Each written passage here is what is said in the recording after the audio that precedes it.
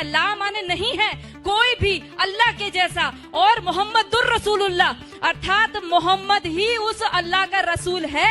इन दो के अलावा और किसी को हम पूजेंगे नहीं, मानेंगे नहीं।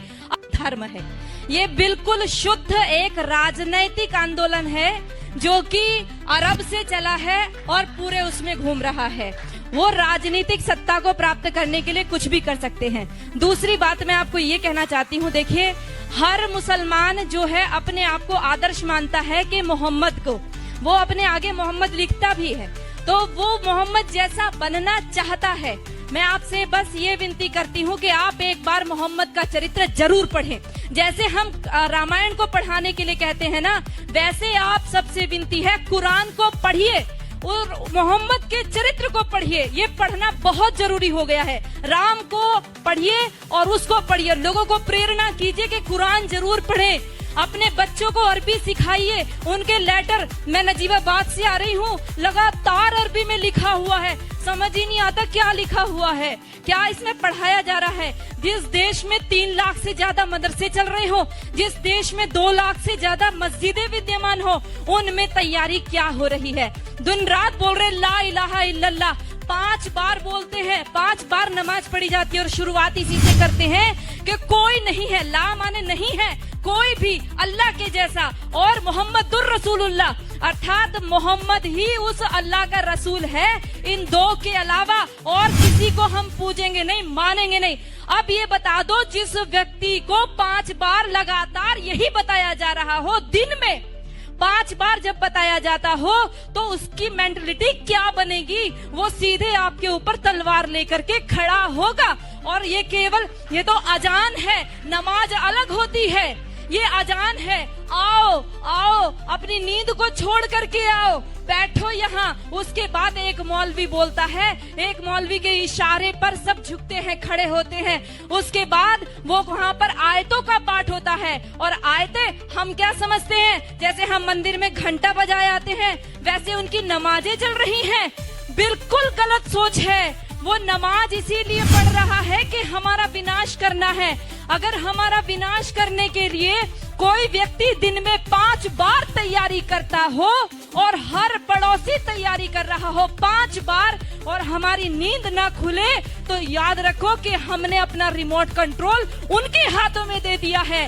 उनको प्रॉब्लम हमारी गाय से नहीं है, उनको प्रॉब्लम हमारी माताओं बहनों से भी नहीं है, उनको प्रॉब्लम है केवल हमारे अस्तित्व से। जब तक एक भी हिंदू बचा हुआ है, तब तक उनको प्रॉब्लम है। उनको तब तक लगातार जिहाद करने के लिए कहा गया है, और लगातार हमारी माताओं बहनों के साथ अत्याचार दुराचार करने के लिए कहा गया है। कोई पढ़ करके तो देखे उनके, वो रोजा किस लिए रखते हैं। कोई पढ़े रोजा किस लिए रखा जाता है। रोजा कोई नवरात्रों जैसा व्रत नहीं है, कोई नवरात्रों जैसा व्रत नहीं। आज हम रोजे को नवरात्रे के साथ जोड़ रहे हैं। हम नवरात्रों में अपनी माँ दुर्गा की कल्पना करते हैं, उसको जीवन में उतारने की कोशिश करते हैं। जितनी मोहम्मद ने लड़ाई लड़ी थी, सारी रोजे के टाइम में लड़ी थी, और सारी की सारी तैयारी करने के रोजा इसलिए रखा जाता है कि आप लड़ाई लड़ोगे, जंग लड़ोगे, तो भूखा रहना पड़ेगा। अब उस भूख प्यास को आप कैसे सहन करोगे। आप रोजे का असली शब्द ढूंढ करके लाइए। उनके अरबी कोश में सोम शब्द है, जिसका अर्थ है घोड़ों को भी हफाना, अर्थात घोड़े भी तैयार करना और खुद अपने शरीर को मजबूत करना। अगर उस रोजे की इफ्तार पार्टी में सारे के सारे हिंदू जाकर के बैठते हैं, आश्चर्य होता है जब लखनऊ के मंदिर के मठाधीश भी जाकर के रोजे की इफ्तार पार्टी मंदिर के अंदर कराते हैं, और हम सब लोग केवल फेसबुक पे 1-2 गुस्सा निकाल करके रह जाते हैं। मैं आप सबसे विनती करना चाहती हूँ, याद रखो इनके 5 स्तंभ, जिसमें कहा तौहीद, एक ही ईश्वर है, एक अल्लाह है, उसके अलावा हम किसी को मानते ही नहीं है। हम कहते सर्वधर्म संभाव। अरे लानत है हमारे ऊपर। 1400 साल से जिन लोगों ने केवल कत्लेआम मचाया हो, आज भी हम उनको धार्मिक कह रहे हैं। वो अल्लाह के अलावा और किसी को स्वीकार नहीं करेंगे, वो हर स्तर पर करेंगे। वो दाढ़ी रख करके भी करेंगे, वो पैंट शर्ट पहन के करेंगे, वो अरबी बोल करके करेंगे, वो हिंदी बोलेंगे, वो इंग्लिश बोलेंगे। लक्ष्य केवल एक उनका स्पष्ट है, वो है जब तक एक भी काफिर जिंदा है अल्लाह का काम रुकेगा नहीं। और जो लोग कहते हैं, जिन्होंने बोला रघुपति राघव राजा राम पतित पावन सीताराम, और अगली पंक्ति जोड़ दी ईश्वर अल्लाह तेरो नाम, लानत है हमारे ऊपर। हमने कभी पढ़ करके नहीं देखा अल्लाह कहते किसको है। हमने ईश्वर के बराबर अल्लाह को रख दिया। अरे हमारा ईश्वर दयालु है, कृपा करता है, परंतु अल्लाह का आदेश है। कहाँ पढ़ोगे? कुरान पढ़ोगे। अल्लाह का साफ आदेश है, जो मेरे को नहीं मानता, जो जिब्राइल मिकाइल को नहीं मानता, जो मोहम्मद को नहीं मानता, वो काफिर है, और काफिर वाजिबुल कत्ल है, वो कटने योग्य है। इतना ही नहीं कहा, जब रमजान का महीना खत्म हो जाए इनको घात लगा करके मारो। पढ़ो सूरा तौबा, पढ़ो सूरा अल बकरा, सारी की सारी कुरान की सारी ये आयतें पढ़ करके देखो, आपको साफ स्पष्ट पता चल जाएगा।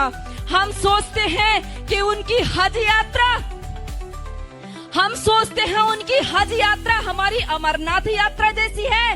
अरे पढ़ो भाइयों, यदि उनकी हज यात्रा हमारी अमरनाथ जैसी होती तो वहाँ पर सब लोग जा सकते थे, केवल मुसलमान ही क्यों जाते हैं? आज उनके ऊपर वो वहाँ से हमारे भाई पैसा भेजते हैं और वहाँ से वो अपनी सभ्यता को भेजते हैं। उनको कोई एम्बेसी में राजदूत भेजने की आवश्यकता नहीं है कि भारत में आप हमारे अरबी कल्चर का प्रचार कीजिए। ये सारे ऊंचा पजामा और नीचा कुर्ता पहन करके सारे वहाँ से सीख करके आते हैं और अपने आप यहाँ पर आकर के सिखाते हैं। याद रखो, मिटेगा ये धर्म और आबरू भी जाएगी, तुम्हारे नाम से दुनिया को शर्म आएगी। यदि आज नहीं जागे तो कोई हमारे बचाने वाला नहीं है। ये नमाज खिलाफत का मिनी ट्रायल है। ये नमाज इसलिए कहता है कि एक खलीफा बैठाएंगे और उसका राज चलेगा। ये पहले भी हमारा देश आजादी के लिए जूझ रहा था और सारा मुस्लिम जगत खलीफा के लिए जूझ रहा था। इतिहास पढ़ करके देखो, मालाबार में जो युद्ध हुआ, हमारे लोग जो मारे गए वहां की महिलाओं के साथ, क्योंकि खिलाफत आंदोलन फेल हो गया। टर्की में खलीफा था, उसकी खलीफाई चली गई, खलीफा छोड़ करके इंग्लैंड भाग गया। वहां से इनको गुस्सा आया, आक्रोश हमारे हिंदू माताओं बहनों के ऊपर निकाला। वो जो लेडी रीडिंग को पत्र लिखा था हमारी हिंदू महिलाओं ने, कभी पढ़कर देखो, उन्होंने लिखा हमारी कितनी दुर्दशा हुई है।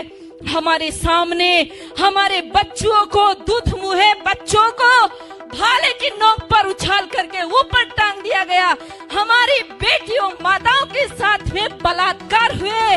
एक एक माता का बलात्कार करने के लिए 10-10 जिहादी थे और वो 10-10 जिहादी के बीच में फंसी हुई महिला ये सोच रही थी किसके लिए दुख मनाऊं, अपने बेटे के लिए या मेरे शरीर के लिए, किसके लिए रोएंगे।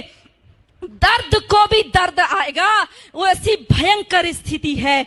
और ये केवल एक आकस्मिक घटनाएं नहीं है, ये सब ऊपर से सिखाया हुआ है। भाइयों, आप सब लोग जो फेसबुक पे इसको रिकॉर्ड कर रहे हैं या अपने मोबाइल में रिकॉर्ड कर रहे हैं, ये मोबाइल में रिकॉर्ड करने की चीज नहीं है, दिल में रिकॉर्ड कीजिए। इसको अपनी बहनों को, माताओं, बेटियों, बच्चों को बताइए। नीति कृष्ण कहता है, नीति का अवलंब ले पहचान शत्रु प्रहार को। कृष्ण का आदेश सुन गुंजा दे गांडीव की टंकार को। ऐ पार्थ चादर तान कर सोता रहेगा कब तलक, तू उठ जरा निज शौर्य का परिचय करा संसार को। तो उठ जरा निज शौर्य का परिचय करा। धन्यवाद।